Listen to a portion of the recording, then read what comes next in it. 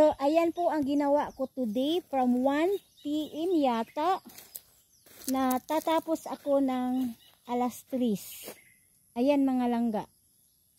Ito po, ako po talagang nagbubungkal dito lang. Anuhin pa na yan lang eh. Mamaya i-review ko yan. Kasi hindi kaya ng katawan ko lang. Ayan. 20 lahat yan. 20 lahat lang po yan mga langga. Ayan.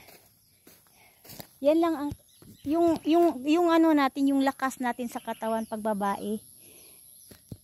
Mabibigat na talaga to lang. Ayan. Yung katawan ko is hindi talaga mag-a-adjust sa pagod, sa sakit kasi sanay ako sa gym.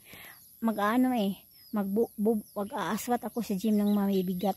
Pero alam mo, dito kasi mainit. Sa gym hindi mainit. Ayan. Yan ang ginawa ko mga langga. 20 lahat ako ang nagbubungkal.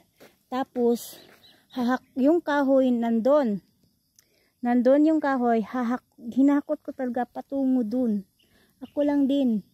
Kaya 2 oras po ako natapos.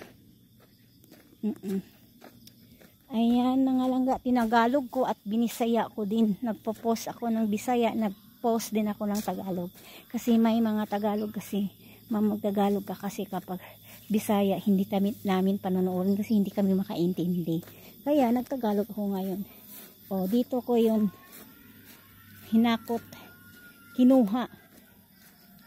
Dito ko yung kinuha yung kahoy patungo doon. 20 lahat.